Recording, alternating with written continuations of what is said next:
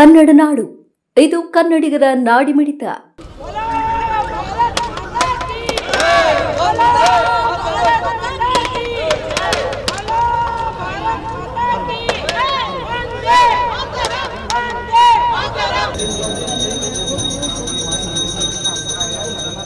ಇವತ್ತು ನಾವು ಬಳ್ಳಾರಿಯ ಕನಕದುರ್ಗಮ್ಮ ದೇವಸ್ಥಾನದಲ್ಲಿ ನಮ್ಮ ಪಕ್ಷದ ಕಡೆಯಿಂದ ನಾವೆಲ್ಲರೂ ಪೂಜೆ ಮಾಡಿದ್ದೀವಿ.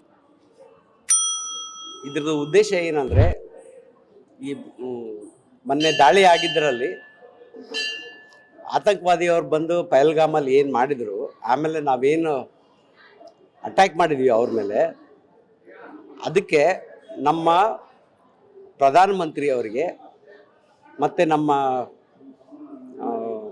ಆರ್ಮ್ಡ್ ಫೋರ್ಸಸ್ ಅವರು ಸುರಕ್ಷಿತವಾಗಿದ್ದು ಅವರು ಜಯ ಗಳಿಸಲಿ ಅಂತ ಅವರು ಆ ಸಂಕಲ್ಪ ಇಟ್ಕೊಂಡು ನಾವು ಇವತ್ತು ಇಲ್ಲಿ ಪೂಜೆ ಮಾಡಿಸಿದ್ದೀವಿ. ಇವತ್ತು ಭಾರತ ಏನು ಶತ್ರು ರಾಷ್ಟ್ರದ ಮೇಲೆ ಇವತ್ತೇನು ದಾಳಿಯನ್ನು ಮಾಡ್ತಾ ಇದ್ದೀವಿ, ಹಿಂದೂಗಳನ್ನು ಹತ್ಯೆ ಮಾಡಿದಂಥ ಶತ್ರು ರಾಷ್ಟ್ರ ಪಾಕಿಸ್ತಾನದವರ ವಿರುದ್ಧ ಭಾರತ ಇವತ್ತೇನು ಕ್ರಮ ಕೈಗೊಳ್ತಾ ಇದೆ.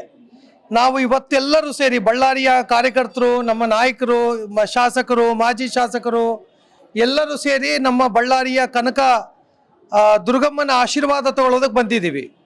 ಏನು ಭಾರತಕ್ಕೆ ಜಯವನ್ನು ತಂದುಕೊಡಬೇಕು, ಸೈನಿಕರಿಗೆ ಜಯವನ್ನು ಪ್ರಾಪ್ತಿ ಮಾಡಿಕೊಡ್ಬೇಕು.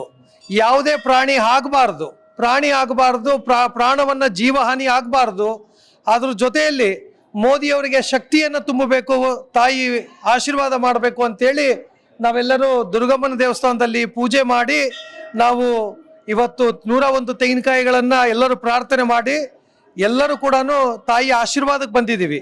ಭಾರತಕ್ಕೆ ಜಯ ಆಗಬೇಕು, ಸೈನಿಕರಿಗೆ ಯಾವುದೇ ಜೀವಹಾನಿ ಆಗಬಾರ್ದು ಮತ್ತು ಶತ್ರು ರಾಷ್ಟ್ರ ನಾಶ ಆಗಬೇಕು ಅಂತಂತೇಳಿ ಆ ದುರ್ಗಾದೇವಿಯನ್ನು ನಾವು ಪ್ರಾರ್ಥನೆ ಮಾಡೋದಕ್ಕೆ ಬಂದಿದ್ದೀವಿ. ಸರ್, ಇವತ್ತು ನಾವೆಲ್ಲರೂ ಕೂಡ ಮೋದಿ ಅವರಿಗೆ ಧನ್ಯವಾದಗಳು ಹೇಳಲಿಕ್ಕೆ ಇಷ್ಟಪಡ್ತೇವೆ. ಅದೇ ರೀತಿಯಾಗಿ ನಮ್ಮ ಭಾರತ ದೇಶದಲ್ಲಿ ಪ್ರಥಮವಾಗಿ ಮಹಿಳೆಯರ ಸಿಂಧೂರವನ್ನು ಹೊರಿಸಿರುವಂತಹ ಪಾಕಿಸ್ತಾನಕ್ಕೆ ತಕ್ಕ ಪಾಠವನ್ನು ಕಲಿಸೋದಕ್ಕೆ ಹೆಣ್ಣು ಮಕ್ಕಳೇ ಬಂದಿದ್ದಾರೆ. ಮುಂದೆ ಬಂದು ಅವರೇ ಹೆಣ್ಣು ಮಕ್ಕಳು ಸೈನ್ಯವೇ ಮುಂದಾಗಿ ಆಡಳಿತ ಮಾಡ್ತಾ ಇರೋದು ನಮಗೆ ಖುಷಿ ಕೊಡುವಂಥ ವಿಷಯ ಆಗಿದೆ. ಯಾಕಂದರೆ ನಮ್ಮ ಭಾರತದಲ್ಲಿ ಮಹಿಳೆಗೆ ಸಿಂಧೂರ ಎಷ್ಟು ಮುಖ್ಯ ಅನ್ನೋದು ತೋರಿಸಿಕೊಟ್ಟಿದ್ದಾರೆ ಮೋದಿಜಿ ಅವರು.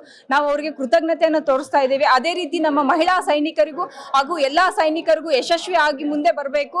ಮತ್ತೆ ಅವರು ಆಡಳಿತದಲ್ಲಿ ಎಲ್ಲರೂ ಕೂಡ ಹೆಣ್ಣು ಮಕ್ಕಳು ಕಡಿಮೆ ಇಲ್ಲ ಅನ್ನೋದಕ್ಕೆ ನಮಗೆ ಮೋದಿ ಅವರು ಮತ್ತೊಂದೇ ಹೆಣ್ಣು ಮಕ್ಕಳಿಗೆ 33% ರಿಸರ್ವೇಶನ್ ಅಲ್ಲದೇನೆ ಇದರಲ್ಲೂ ಕೂಡ ಪ್ರಾಧಾನ್ಯತೆ ಕೊಟ್ಟಿರುವುದು ನಮಗೆ ಖುಷಿ ಕೊಡುವಂತ ವಿಷಯವಾಗಿದೆ.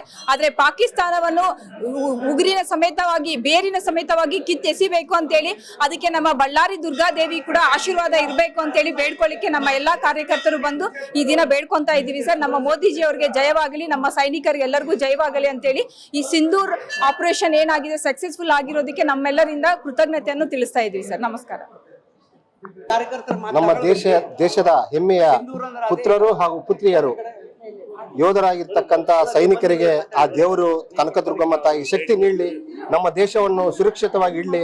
ಯಾಕಂದ್ರೆ ಇವತ್ತು ನಾವೆಲ್ಲರೂ ಸುರಕ್ಷಿತವಾಗಿ ಇದೀವಿ ಅಂದ್ರೆ ಆ ಸೈನಿಕರಿಂದ ಅಂತ ಹೇಳೋದಕ್ಕೆ ಇಷ್ಟಪಡ್ತಾ ಇದ್ದೆ. ಇವತ್ತು ಒಂದು ಮಹಿಳೆಯ ನಮ್ಮ ಬೆಳಗಾಂ ಸೊಸೆಯಾಗಿರ್ತಕ್ಕಂಥ ಕರ್ನೂಲ್ ಸೋಫಿಯಾ ಋಷಿ ಅವ್ರನ್ನ ಮಾಡಿದ್ದಾರೆ ಅಂದ್ರೆ ಬಹಳ ಹೆಮ್ಮೆ ಹೇಳ್ಕೋಬೇಕು. ನಮ್ಮ ದೇಶದಲ್ಲಿ ಮಹಿಳೆಯರಿಗೆ ಹಾಗೂ ಮೈನಾರಿಟಿಗೆ ಎಷ್ಟು ನಮ್ಮ ಹೆಮ್ಮೆಯ ಪುತ್ರರಾಗಿರ್ತಕ್ಕಂಥ ನರೇಂದ್ರ ಮೋದಿ ಅವರು ಎಷ್ಟು ಪ್ರಾಧಾನ್ಯತೆ ಕೊಟ್ಟಿದ್ದಾರೆ ಅಂತೇಳಿ.